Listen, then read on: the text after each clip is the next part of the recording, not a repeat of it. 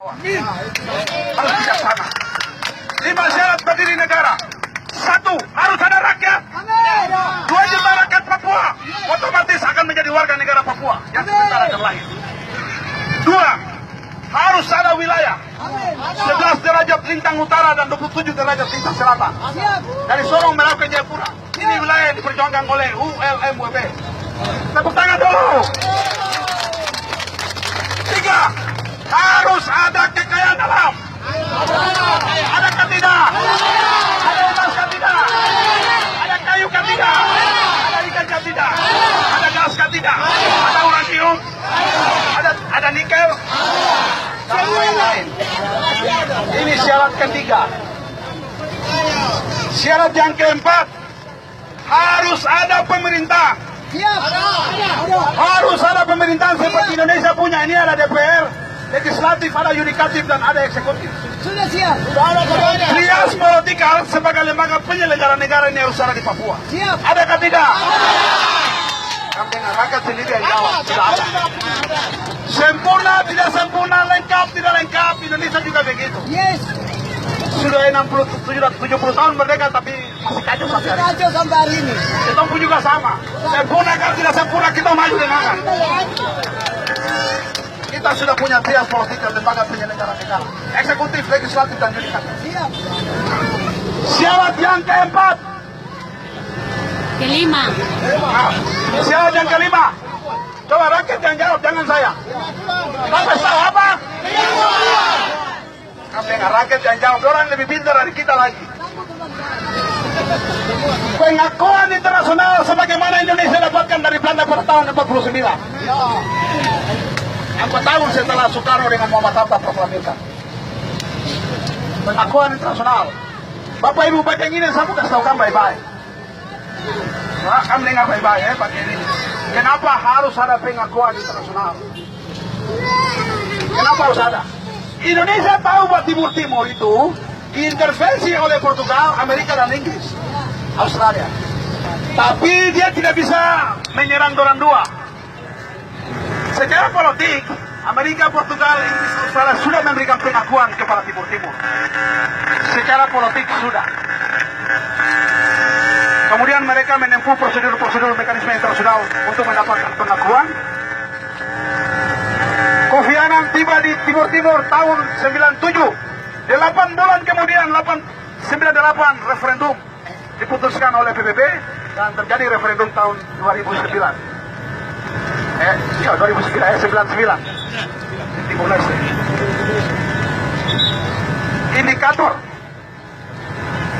Indikator pengakuan internasional. Luhut Binsar Panjaitan sebagai Menko Polhukam, dia bilang begini, Melanesia pulang ke Pasifik, pulang ke Melanesia, jangan tinggal di Indonesia. Ternyata seorang jenderal tinggi, jenderal yang sekolah tinggi sekali. Tapi bodohnya lebih jaga iblis. Bapak Musa, Siap. stop, tidak boleh menghina siapapun. Saya menghina. Tidak boleh. Semua kita tahan diri. Kita saling menghormati, tidak boleh. Jenderal kita Menko Polhukam ini bilang, kamu Melanesia pulang ke Melanesia, jangan tinggal di Indonesia. Intelijen jabat ini baik, lalu kamu kasih tahu ke istana. Pernyataan ini fatal. Pernyataan ini melukai orang Melanesia, bukan saja Papua, Papua Nugini, Solomon, Fiji, Vanuatu, Kanaki, Nauru, orang-orang Samarai. Pernyataan seorang Menko Polhukam telah melukai bukan saja orang Papua, tapi seluruh Pasifik Selatan, pemilik Pasifik.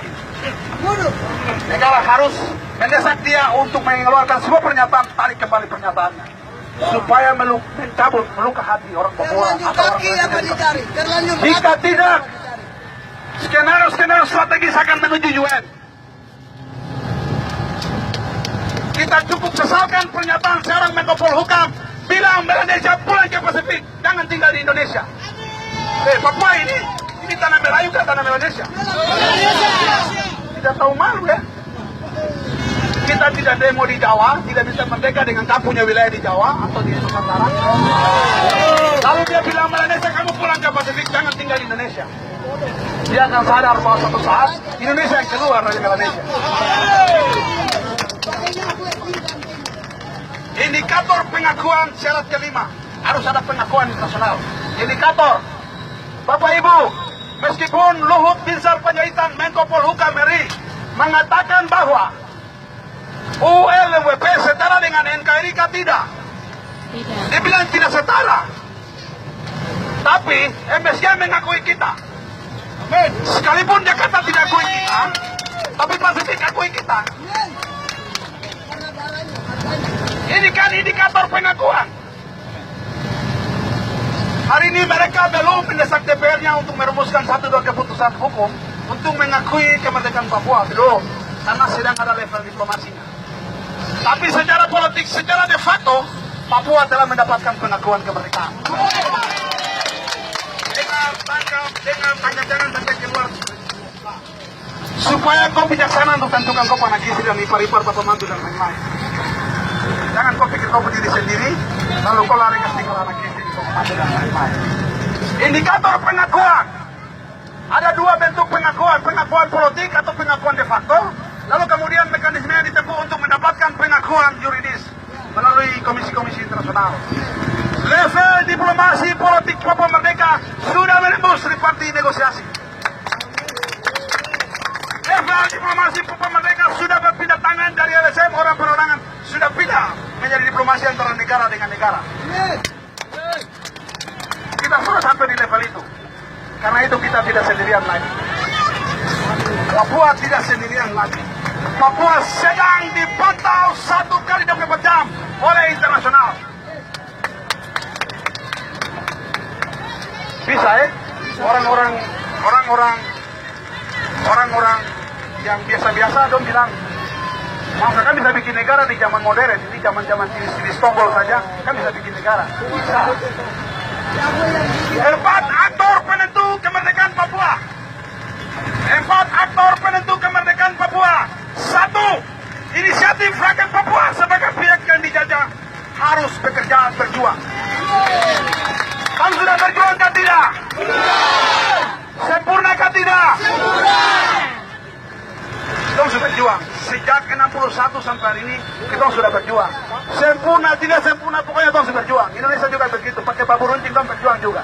Sempurna tidak sempurna, kita sudah berjuang. Kepala-kepala juga berjuang. Aktor pertama, inisiatif rakyat Papua sebagai pihak yang dijajah harus lakukan sesuatu dan kita sudah berjuang. Aktor kedua, Indonesia sebagai penjajah. Yang menjajah dan yang dijajah harus ketemu satu meja. Amin. Siapa yang harus kasih ketemu yang menjajah dan yang dijajah? Atas restu Tuhan, internasional akan masuk kasih ketemu dua. Sekalipun Menko Polhukam bilang tidak setara, tapi akan ketemu. Akan ketemu. Suka tidak suka, ULWP dengan NKRI ketemu di PBB. Ini aktor kedua. Aktor yang ketiga. Aktor yang ketiga, yaitu mereka yang kasih masuk Papua dalam NKRI ini, yang diatur lewat resolusi PBB 2504 PPR 69 itu, dengan pengertian lain publik internasional. Dorang kasih masuk Papua ke dalam NKRI ini lewat keputusan-keputusan internasional. Melalui selebaran-selebaran yang dorang ada terbitkan oleh Sedar itu betul. Tapi Tuhan tidak pernah kehabisan stok darah untuk menolong orang-orang percaya di tanah Papua. Meskipun PBB telah menetapkan Papua bagian dari NKRI sebagai prasyarat ketiga, tapi ada mekanisme lain yang bisa kita tempuh untuk mengeluarkan Papua dari NKRI atau dengan penyelesaian lain NKRI keluar dari Papua. Karena waktu 69 Neo Kekrimen pasal 22, pasal 18, pasal 77 mengatur bahwa one man one vote atau satu orang satu suara. Dia dewasa, setiap orang dewasa yang berumur 17 tahun, perempuan ataupun laki-laki, berkewajiban atau memiliki hak menggunakan suaranya pada PPR 69. Apa yang terjadi di negara menggunakan musyawarah untuk mufakat? Musyawarah untuk mufakat. Pada waktu 69 orang Papua berjumlah 860.000 sekian penduduk Papua. Pemerintah melalui militernya cukup mengambil 1.025 orang untuk memilih dengan suara bulat NKRI yang amat. 800.000 orang yang lain tidak memilih. Ini Indonesia tidak? Kita harus memberikan pendidikan kepada BPBD Indonesia bahwa ini salah, ini fatal, tidak benar. Namun sedang menyusun sebuah strategi di level internasional membunuh sebuah bangsa. Oleh karena itu ini tidak benar. Nah, aktor ketiga tadi internasional selain New Agreement, selain resolusi PBB, juga diatur dalam Roma Agreement dan juga South Pacific Commission atau Canberra Agreement yang mengatur tentang persoalan Papua. Jadi 3 aktor. Ada 4 aktor. Aktor pertama rakyat Papua, kedua Indonesia, penjajah dan yang dijajah, ketiga internasional. Yang keempat siapa? Orang kuat. Yang keempat siapa?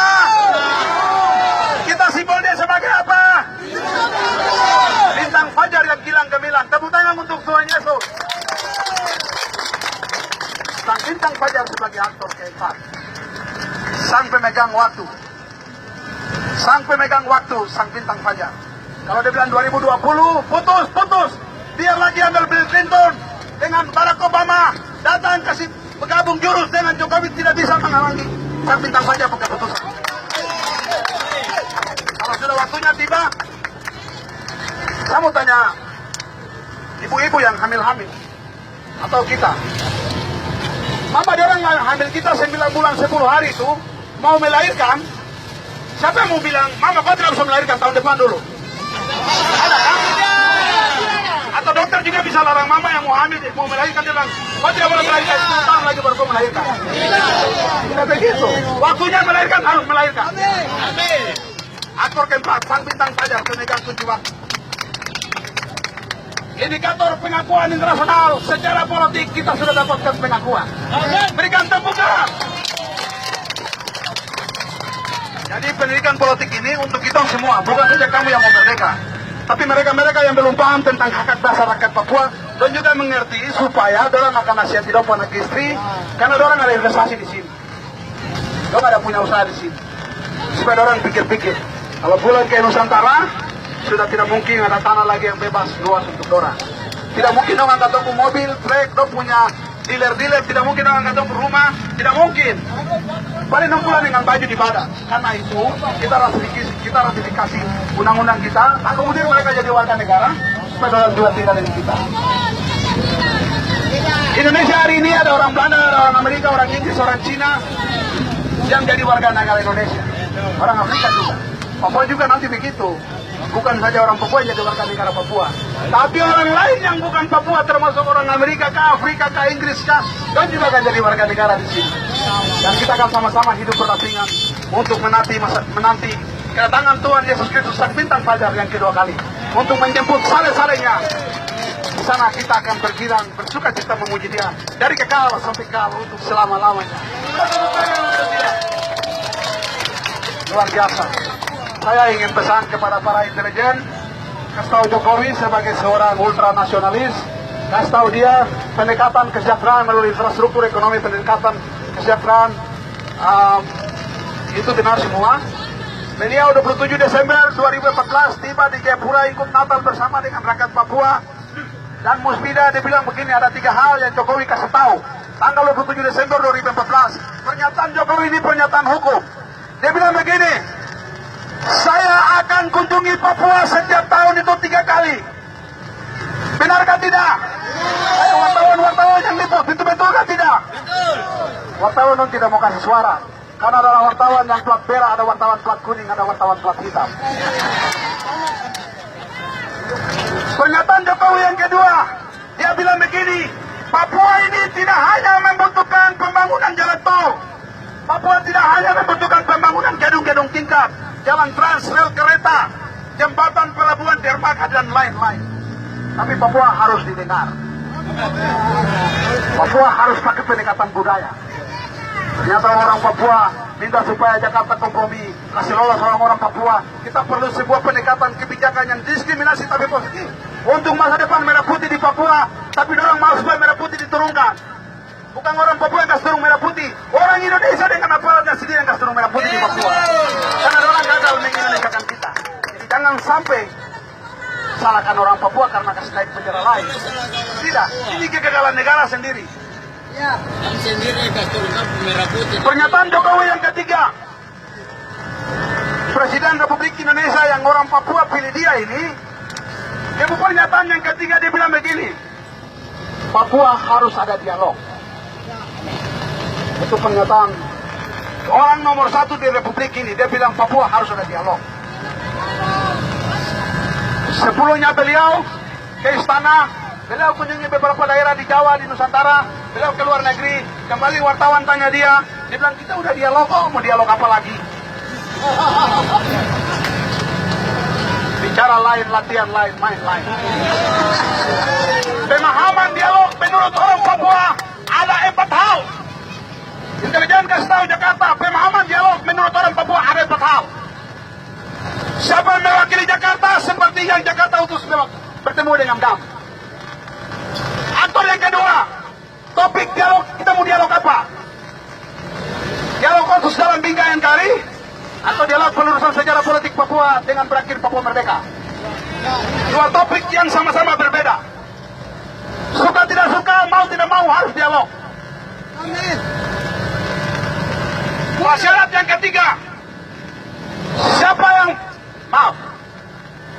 saya ulang yang pertama, siapa yang mewakili Papua, siapa yang mewakili Jakarta.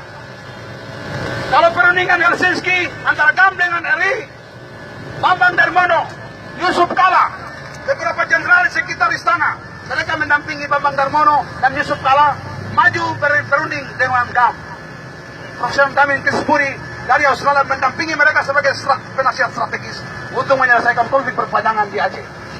Berakhir Timur-Timur, berakhir dengan GAM ada di Indonesia hari ini.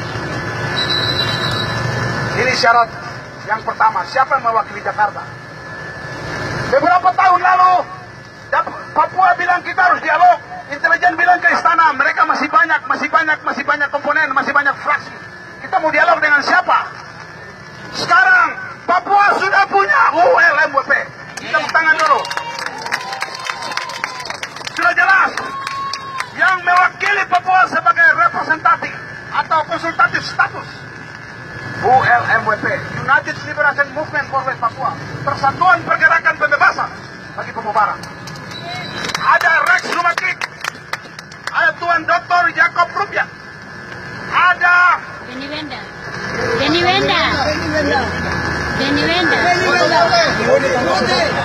saudara perempuan kita, bapaknya mantan diplomat Ulung Leoni Tanggama, Bapak Tanggama, Nicholas Tanggama di Senegal, Afrika pada tahun 69. Seorang diplomat Ulung, Nicholas Tanggama, anak perempuannya Leoni Tanggama.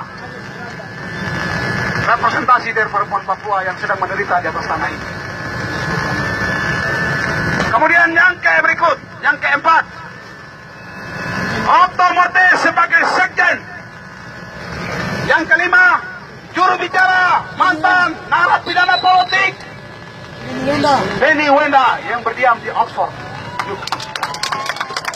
Papua sudah punya 5 orang representasi konsultatif status, memiliki hak yang diberikan oleh 2 juta rakyat Papua, mandat politik resmi, mau mewakili kita, dialog dengan NKRI.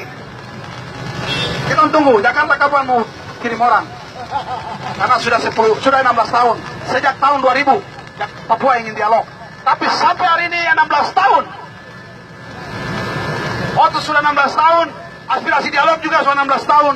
Jakarta dengar, tidak tahu keluar atau masih pelajari. Bapak Ibu, kenapa sampai orang belum mau setuju dialog? Kamu mau tahu dia alasan? Saya kasih tahu alasannya. Kenapa orang belum mau tunjuk tim dialog? Meskipun Jokowi tiba 27 Desember di Jayapura 2014 bilang harus dialog. Tapi sampai sekarang belum ada dialog karena Jakarta masih cari orang. Istana masih cari orang. Siapa yang akan representasi mewakili istana untuk maju dalam sebuah perundingan internasional?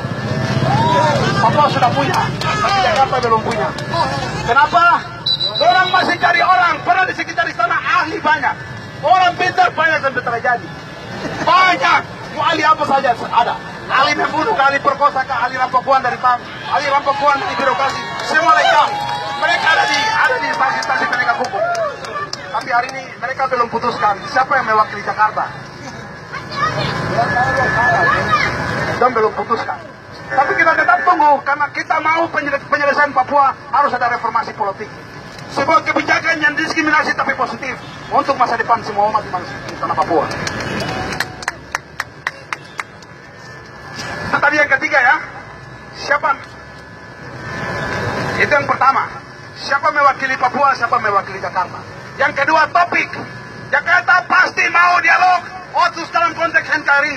Sementara Papua mau dialog pelurusan sejarah politik Papua dengan berakhir Papua merdeka. Itu saja. Ini dua topik yang sama-sama antara langit dan bumi. Tapi harus suka tidak suka harus ketemu. Faktor ketiga, dialog yang bermartabat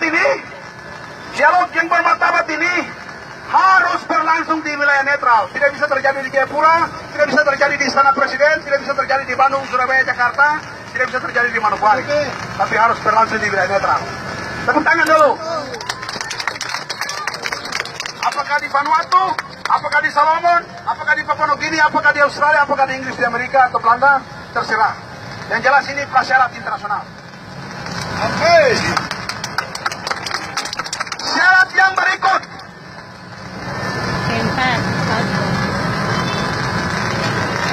Keempat.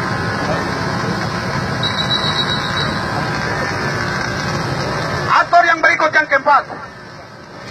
Siapa yang mau jadi juru runding, fasilitator atau mediator?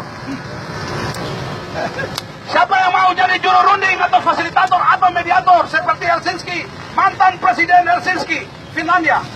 Dia menjadi juru runding untuk mempertemukan GAM dan RI. Siapa yang mau untuk Papua dan Jakarta? Siapa? Bapak Ibu perlu tahu tanggal 8 Februari tahun ini Melanesia Spearhead Group atau negara-negara ujung tombak Pasifik Selatan, Melanesia. Ketuanya adalah Perdana Menteri Solomon. Mereka secara ubulat telah mengirim surat resmi ke Jokowi tanggal 8 Februari tiba di Jokowi punya meja. Mereka minta supaya Jokowi menerima MSG sebagai fasilitator untuk mempertemukan ULWP dan NKRI. Diplomasi Papua sudah ada di antara negara dengan negara. Bukan lagi orang perorangan, tapi sudah menembus diplomasi internasional antara negara dengan negara yang sekarang baku lobby. Bukan orang perorangan lagi. Apa yang terjadi? Tanggal 9 Februari Menko Polhukam keluar setelah rapat kabinet terbatas tertutup di istana. Menko Polhukam keluar dan menolak. Tidak perlu ada dialog. Tangkap para koruptor di Papua. Sampai ini kita belum lihat pejabat dong tangkap koruptor. Tangkap sudah. Tangkap orang. Tangkap koruptor di tanah Papua. Kita akan bersuka cita. Tapi kalau tangkap aktivis, berbeda lagi. Tangkap koruptor rakyat Papua suka cita, tapi tangkap aktivis internasional yang ribut. Mau promosi naik pangkat, tak jadi, karena internasional ribut. Naik pangkat bisa, tergantung peningkatan. Belum pernah ada koruptor yang ditembak mati. Oke, jadi aktivis yang ditembak siapa mati. yang jadi mediator, fasilitator atau juru runding atau penengah ini? Jakarta sudah tolak. Ini yang tadi saya bilang bahwa ini yang tadi tenang, tidak boleh, semua tenang. Kita hormati, kita hargai. Tenang. Menko Polhukam melihat bahwa ada surat dari MSI untuk dialog antara ULMWP dengan NKRI, lalu beliau bilang begini, ULMWP ini setarakan tidak dengan NKRI. Kalau kamu mau Melanesia, pulang aja, keluar dari Melanesia, keluar dari Indonesia, jangan tinggal di Indonesia. Jadi dia punya maksud itu orang Papua, kita orang keluar dari tempat tanah ini. Ini kita cukup sesalkan pernyataan dari seorang perwira tinggi. Ini negara harus mengklarifikasi pernyataan yang keliru ini untuk mengobati pemimpin-pemimpin Pasifik. Oke, jadi itu syarat yang terakhir dari sebuah prosedur dialog harus berjalan. Jika Oke, kita akan 5 menit lagi kita akhiri, kita punya orasi ya. 5 menit lagi. Saya ingin selesaikan yang sisa, mungkin 5 menit saja lalu kita bisa berdoa dan kita bubar. Bapak Ibu, kalau dialog tidak terjadi, akan ada pendekatan militer. Jokowi sudah melibatkan semua orang-orang ahli dari DPR, dari yudikatif, dari legislatif, yudikatif, dan eksekutif. Baik dia baju hijau, baju coklat, sipil, semua sudah terlibat dalam tim pencari fakta yang Menko Polhukam bentuk, dan mereka sudah lakukan lobby-lobby. Jika laporan ini tidak selesai, pendekatan internasional turun di Papua, maka DPR RI mereka akan memanggil Jokowi dalam sebuah sidang istimewa untuk meminta Jokowi bertanggung jawab karena indikator disintegrasi bangsa terjadi. Jokowi akan digulingkan. Strategi Jokowi adalah beliau harus keluarkan dekret presiden. Beliau harus sampai di strategi terakhir, keluarkan dekret presiden. Negara dalam keadaan kacau, kemana negara dikembalikan kepada Panglima, dan saya mundur. Ini strategi terakhir Jokowi. Mudah-mudahan ada pilihan lain yang Tuhan kasih untuk beliau. Barangkali demikian kita punya orasi politik pada siang hari ini. Kami mengucapkan terima kasih banyak kepada Bapak Kapolres, Bapak Wakapolres, dan prajuritnya, semua yang berjaga-jaga. Kami juga mengucapkan terima kasih kepada kita punya saudara-saudara yang melewati jalan ini dengan menggunakan motor, kendaraan, jalan kaki. Kita juga mengucapkan terima kasih kepada saudara-saudara kita yang punya toko, kios, rumah-rumah di sekitaran kita. Kita juga mengucapkan terima kasih kepada setiap kita, siapa saja yang menyaksikan orasi kita, aksi damai kita pada hari ini. Dengan belas kasih Tuhan Yesus Kristus, kami memberkati saudara-saudara sekalian. Kami ingin mengundang Bapak hamba Tuhan Padua berdoa untuk mengakhiri kita punya aksi damai siang hari ini. Sekian dan terima kasih, Tuhan Yesus memberkati. Amin.